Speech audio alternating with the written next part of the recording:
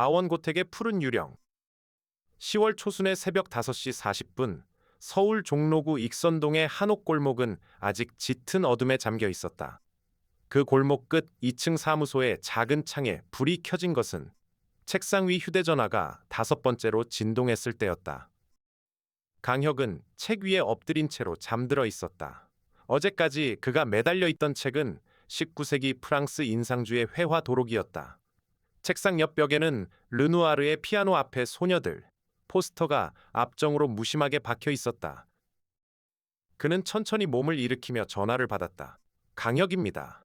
강 선생님, 새벽에 죄송합니다. 저 코리아 아트 프로젝트 김민철 본부장입니다. 수화기 너머의 목소리는 떨리고 있었다. 다급한 톤이었으나 한편으로는 무엇인가 절제하려 애쓰는 기색도 함께였다. 세종문화회관 인상주의 전시 기억하시지요? 디트로이트 미술관 컬렉션, 다음 주 개막인데요. 르누아르 한 점이 사라졌습니다. 강혁의 눈이 천천히 뜨였다. 잠기운이 한순간에 가셨다. 세종문화회관 수장고에서요? 아닙니다. 보안상의 이유로 임시 보관 중이던 완주의 한옥고택, 아원고택이라는 곳입니다. 2시간 전에 경보가 울렸고 출동했더니 그림은 그대로 걸려 있었어요. 그런데 큐레이터가 다시 확인해 보니 위작이었습니다. 진품과 바꿔치기 됐다는 말씀이군요. 네. 그런데 도무지 어떻게 했는지 모르겠습니다. CCTV에는 아무도 없어요. 적외선 센서도 무사고 출입 기록도 깨끗합니다. 경찰은 이미 도착했지만 외부 도움이 필요해서요. 사건이 외부에 알려지기 전에 해결해야 합니다. 강 선생님, 부탁드립니다. 위치를 문자로 보내주십시오. 2시간 안에 도착합니다. 전화를 끊고 강혁은 옷걸이에서 짙은 회색 코트를 내렸다. 그리고 2층 끝방의 문을 두드렸다. 애나, 네, 일어났어요.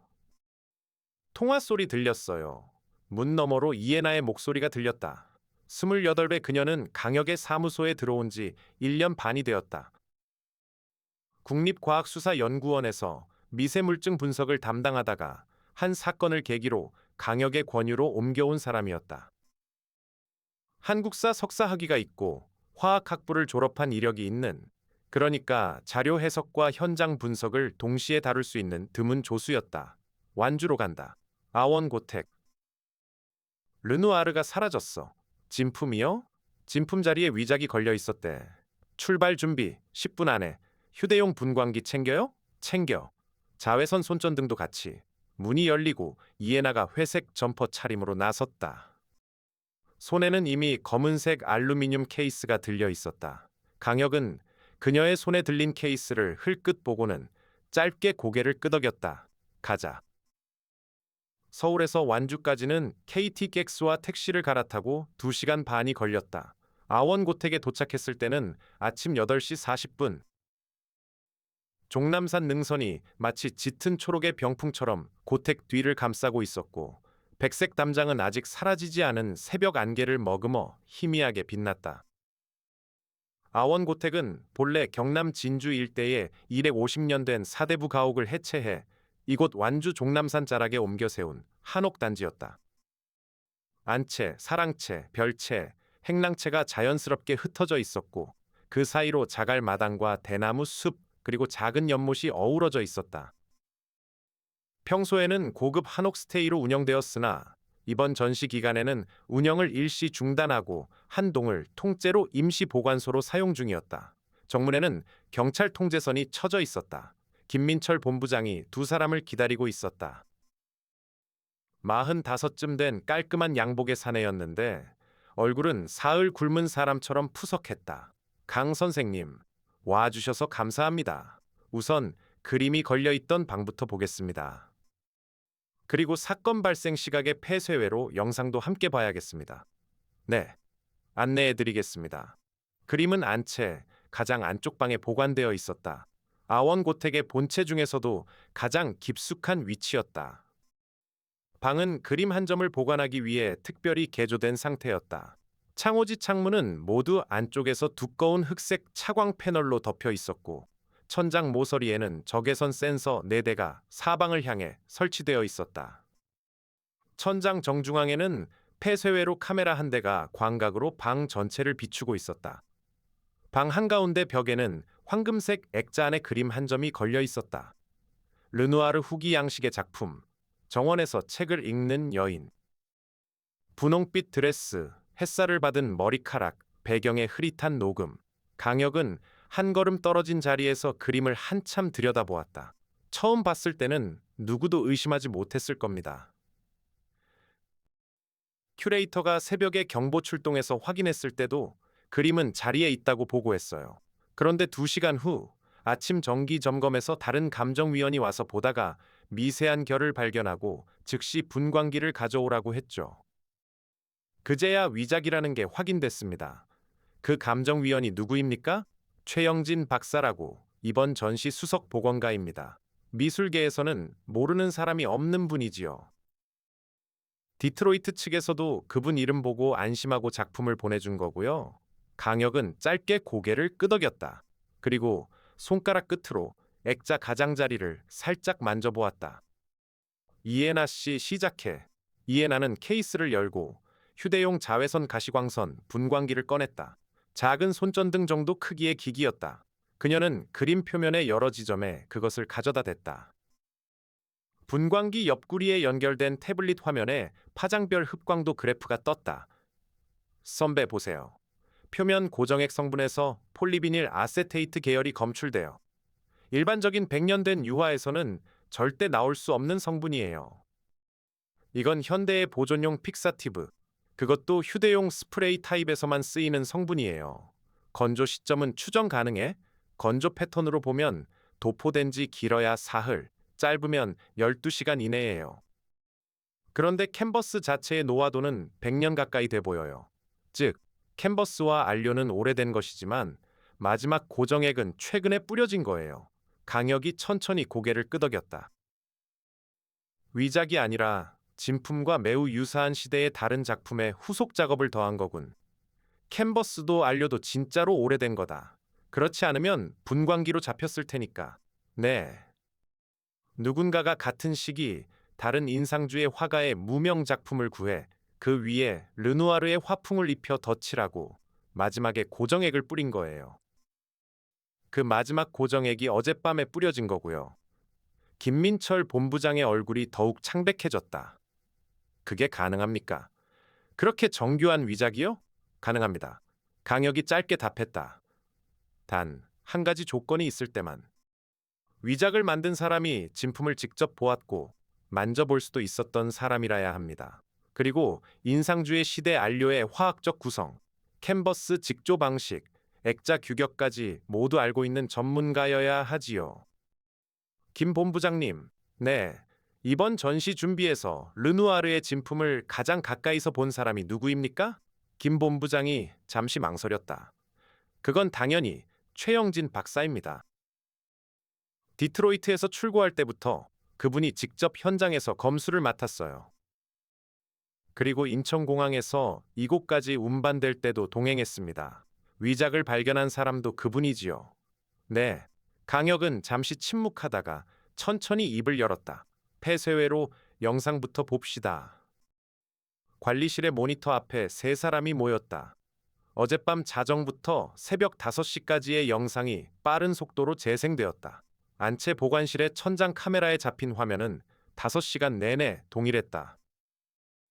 검은 차광 패널이 덮인 창과 정중앙 벽에 걸린 르누아르의 그림, 시간이 가도 변하는 것은 모서리에 표시된 타임코드뿐이었다. 적외선 센서는요. 새벽 2시 47분에 한 번 경보가 울렸어요. 그런데 출동해보니 아무것도 없었어요. 야생동물이 처마 근처를 지나간 흔적이 있었고 그게 한쪽 센서를 살짝 건드린 모양이라고 판단했죠. 그래서 시스템을 리셋하고 철수했습니다. 리셋한 시각이 정확히 몇 시입니까? 3시 12분입니다. 리셋 동안 센서가 작동을 멈춘 시간은 얼마나 됩니까? 약 4분 정도일 겁니다. 시스템 재부팅이 그 정도 걸리거든요. 이에나가 강혁을 돌아보았다. 선배, 4분. 그래. 강혁이 짧게 답했다. 4분이면 충분해. 그림 한 점 바꿔치기 하는데 숙련된 사람에게는 충분하지. 그런데 카메라는요? 카메라가 문제다. 강혁은 모니터 화면을 가리켰다. 4분 동안 누가 들어가서 그림을 교체했다면 그 4분간 카메라에 사람이 잡혀야 해. 그런데 영상은 깨끗하지.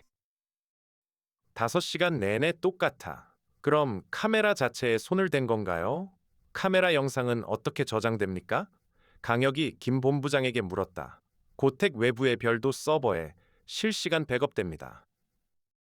우리 회사 보안망으로 직결돼 있어요. 내부 사람도 함부로 손 못 댑니다. 그러면 영상 자체는 진짜인 거군요. 한번 처음부터 다시 틀어봐 주십시오. 단 가능한 한 천천히. 영상이 다시 처음부터 재생되었다. 자정부터 천천히. 강혁의 시선은 화면 한 점에 못 박혀 있었다. 정확히는 화면 왼쪽 위 모서리, 천장과 벽이 만나는 부분이었다. 그곳에 작은 거미 한 마리가 거미줄을 쳐두고 있었다. 자정의 거미는 거미줄 위에 가만히 있었다. 새벽 1시에도 그대로였다.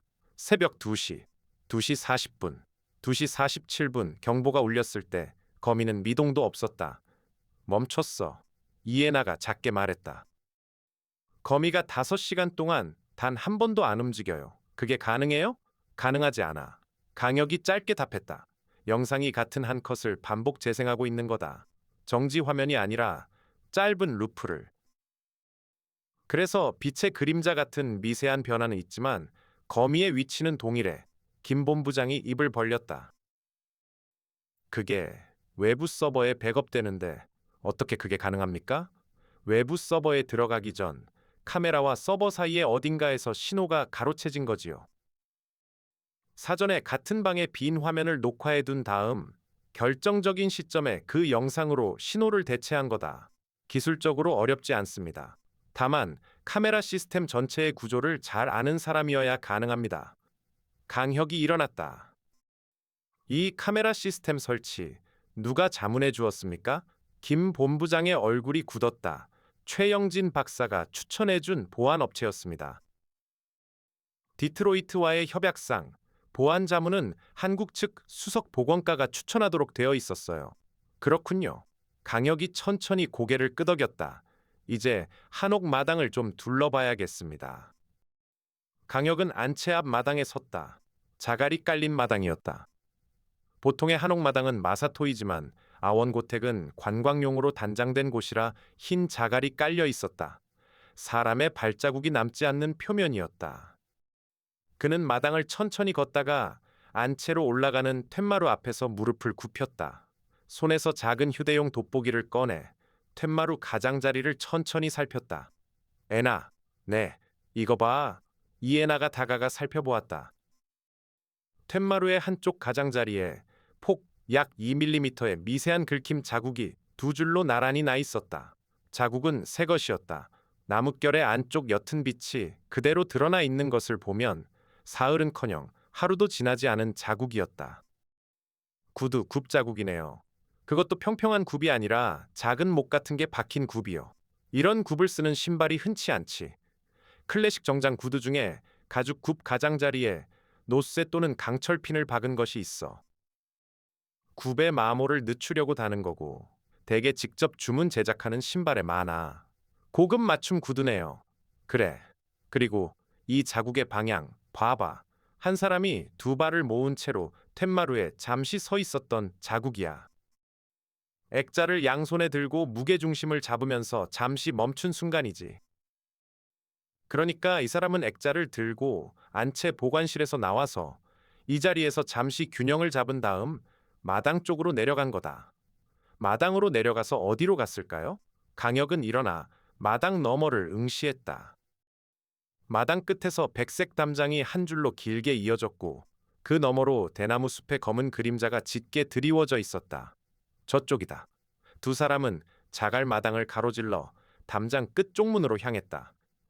쪽문은 잠겨 있지 않았다.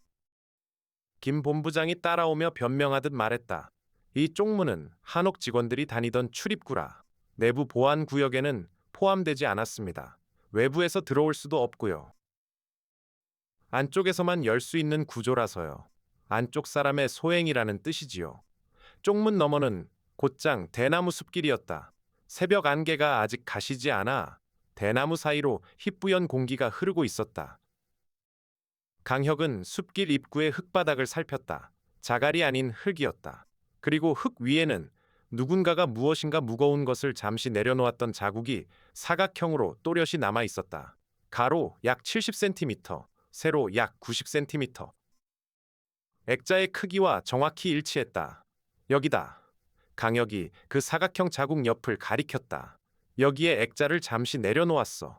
진품을 위작과 바꾸기 전에 위작을 미리 여기까지 가져와서 보관 중이던 거다. 그리고 보관실에서 진품을 꺼내 즉시 위작과 교환한 다음 다시 진품을 이 자리에 잠시 내려놓고 어딘가로 옮긴 거지.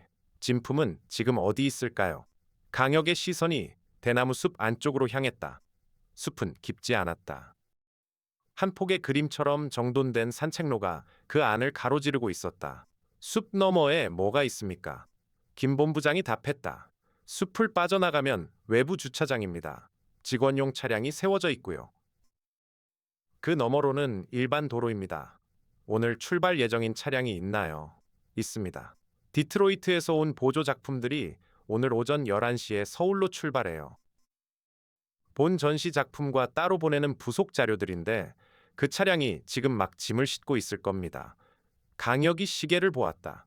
9시 40분. 누가 그 차량 적재를 감독하고 있습니까? 최영진 박사입니다. 강혁의 입가에 미세한 미소가 스쳤다. 그러나 그 미소에는 즐거움이 없었다. 가자 애나. 아원고택 외부 주차장은 종남산 자락의 임시 부지였다. 검은색 대형 운송 차량 한 대가 후미를 열고 짐을 싣고 있었다. 작업복을 입은 직원 2명이 큰 캔버스 운반용 가방들을 차에 옮기고 있었고 그 옆에는 단정한 회색 정장 차림의 노년 신사 1명이 클립보드를 들고 작업을 감독하고 있었다. 최영진, 63. 백발의 머리를 단정히 뒤로 빗어 넘긴 누가 봐도 학자의 인상을 지닌 사내였다. 강혁과 이에나가 다가가자 그가 천천히 시선을 들었다. 침착한 눈이었다. 너무 침착해서 오히려 부자연스러운 눈이었다. 강혁 선생이시군요. 김 본부장께서 미리 말씀하셨습니다. 위작이 발견됐다는 소식 정말 충격적입니다. 도대체 이런 일이 어떻게 일어났는지 저도 도무지 모르겠습니다. 최 박사님, 위작을 처음 발견하신 게 박사님이라고 들었습니다. 그렇습니다. 오늘 아침 7시 무렵에 정기 점검을 갔는데 표면결이 미세하게 달라 보였어요. 분광기로 즉시 확인했더니 픽사티브 성분이 나왔습니다. 박사님의 손에 들린 분광기와 우리 조수의 분광기 결과가 같았습니다. 같은 결론이지요? 네, 그렇습니다. 한 가지만 여쭙겠습니다. 박사님 신발이 어떤 종류인지요? 최영진의 시선이 잠시 자신의 발끝으로 떨어졌다. 검은색 가죽 옥스퍼드 정장 구두였다. 그러나 신발은 새 것처럼 깨끗했고 굽도 평평해 보였다. 일반적인 정장 구두입니다. 왜 그런 걸 물으시는지 박사님께서 평소에 즐겨 신으시는 신발이 따로 있다고 들었습니다. 굽에 노쇠핀을 박은 맞춤 구두 말입니다. 미술계에서 유명하시다더군요. 어느 분이 박사님 발걸음 소리만 듣고도 박사님이신 줄 안다고 말씀하시던데요. 최영진의 얼굴 근육이 미세하게 굳었다. 그러나 곧 입가에 다시 부드러운 미소가 떠올랐다. 그 구두는 댁에 두고 왔습니다. 어제 비가 와서 오늘은 일반 신발을 신었지요? 그러시군요.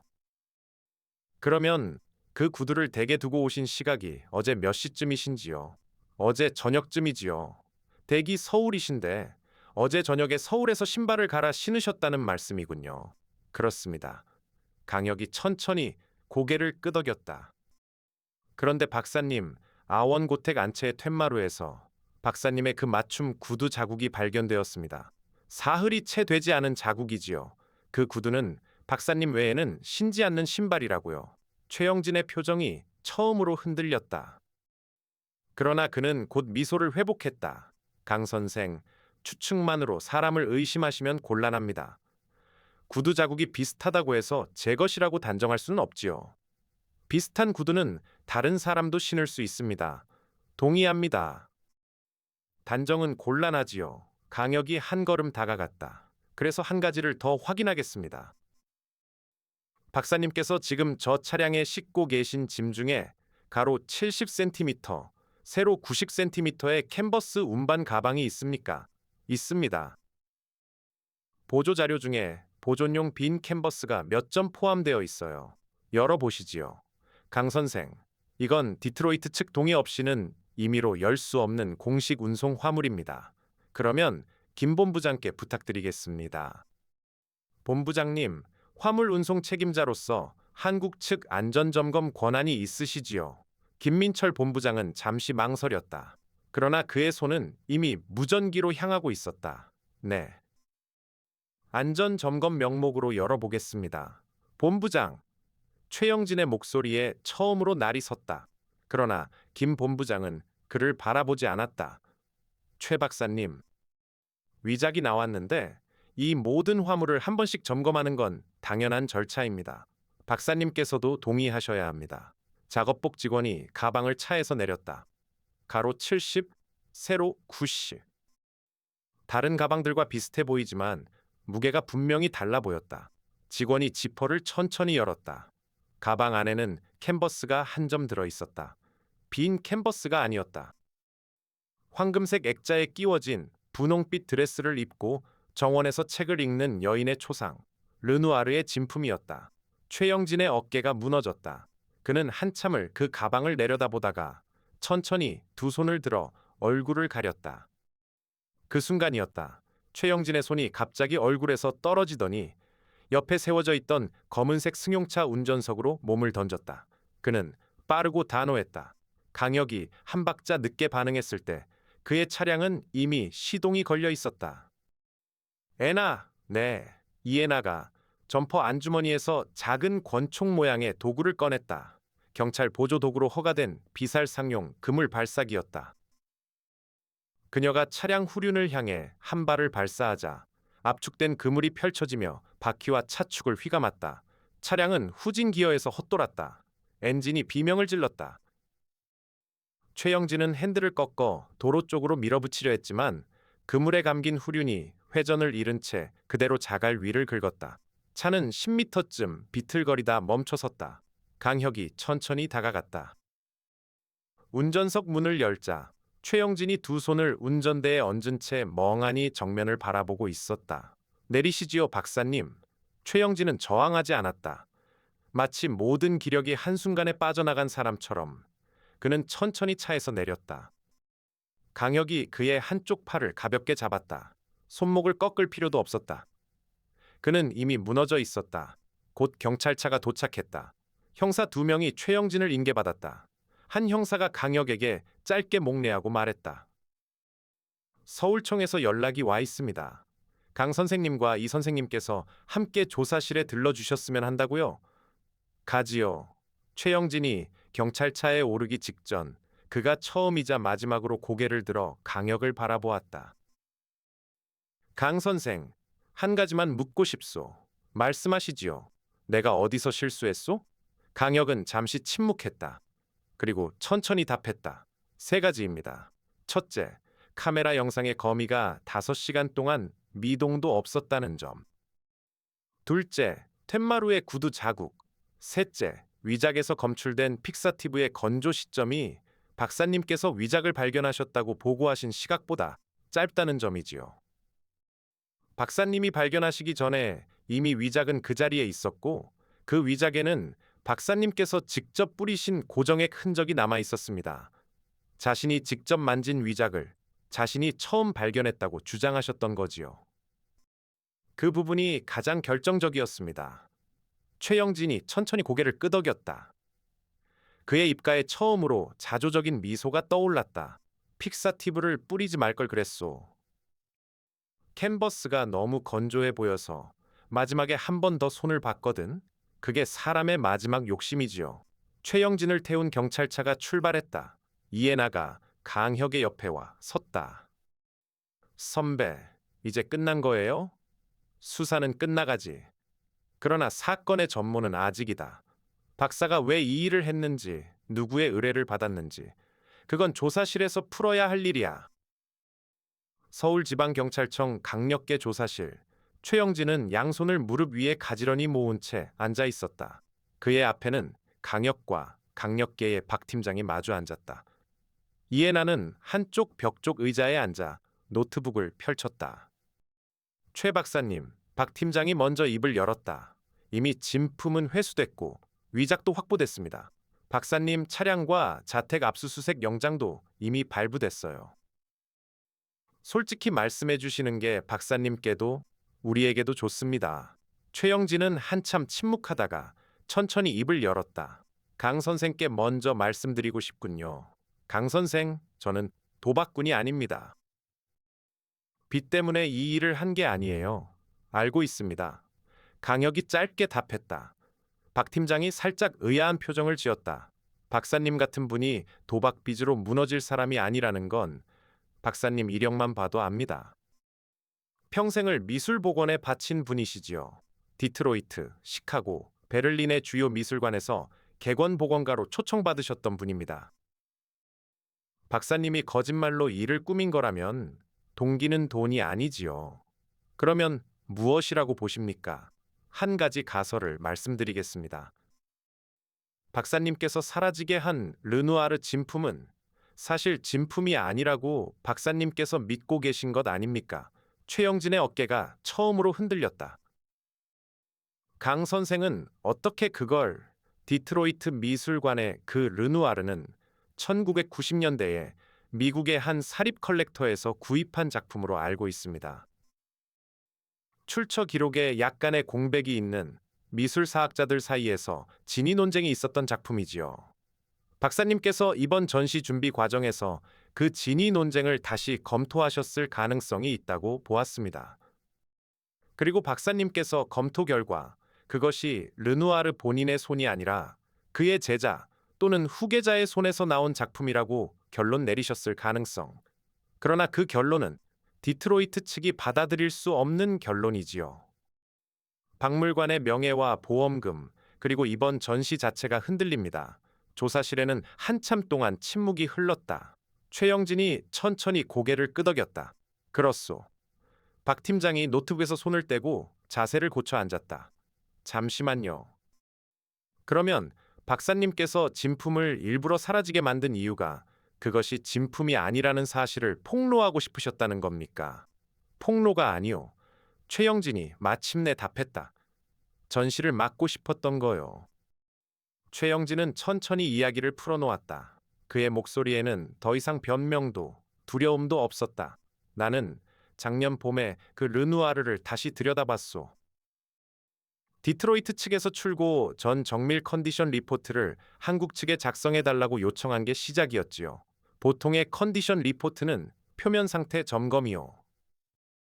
그런데 나는 한 번 더 욕심을 내서 안료의 화학 조성과 캔버스 직조 패턴, 그리고 붓자국의 흐름을 정밀 분석했소. 그 결과 두 가지가 이상했소. 첫째, 캔버스의 아마사 직조 방식이 르누아르 후기 작업실에서 표준적으로 쓰던 것과 미세하게 다르더군요.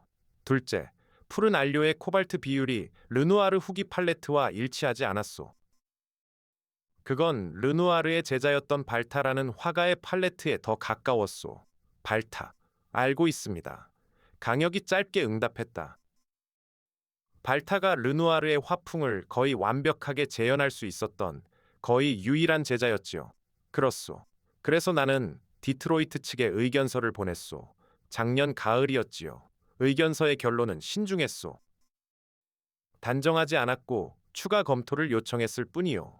그런데 그쪽에서 돌아온 답은 검토는 종결되었으며 박사님의 의견서는 미술관 측 견해와 다르다. 그 이상은 논의하지 않겠다. 였소. 그리고 한 달 후 한국 전시에서 제 직책이 수석 보건가에서 객원 자문위원으로 바뀔 뻔했소. 그쪽에서 한국 측에 압력을 넣은 거지요.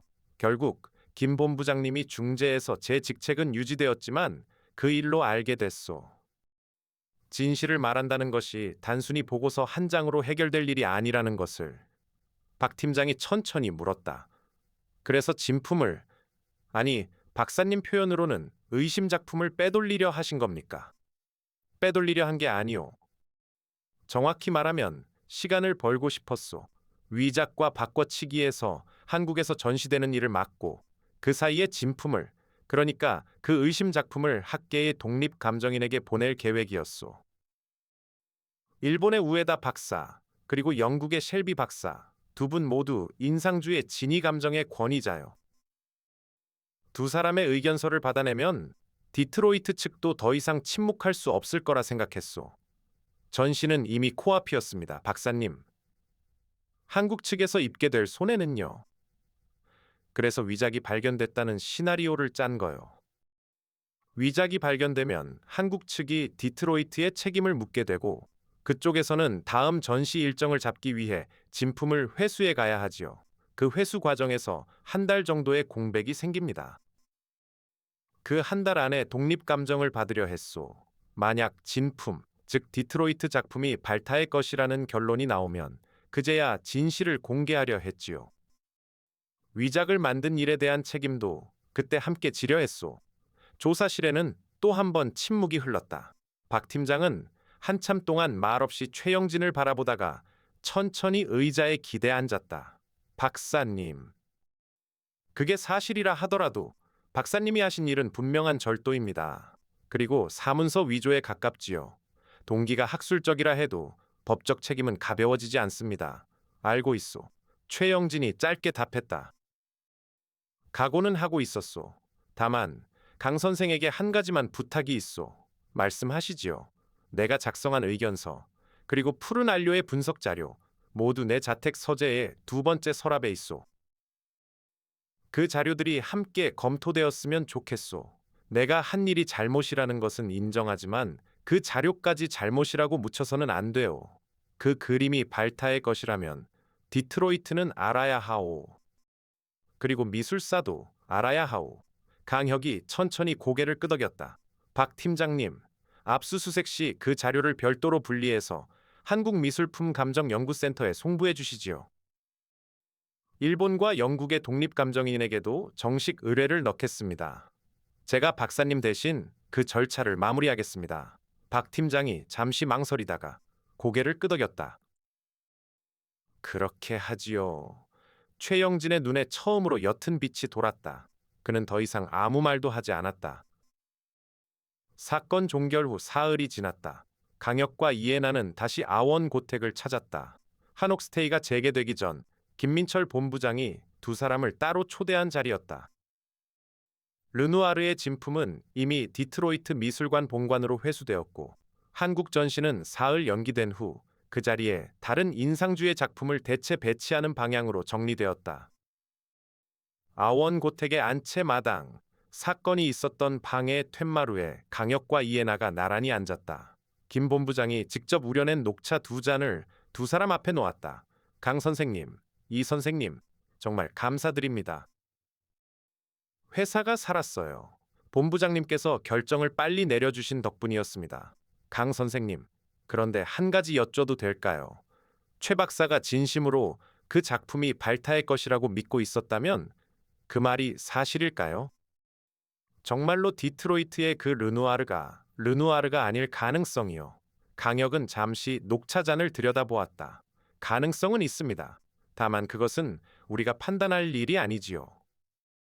한국과 일본, 영국의 독립감정인 세 분이 함께 검토하실 일입니다. 결과가 어떻게 나오든 그 결과는 미술사의 한 장이 될 겁니다.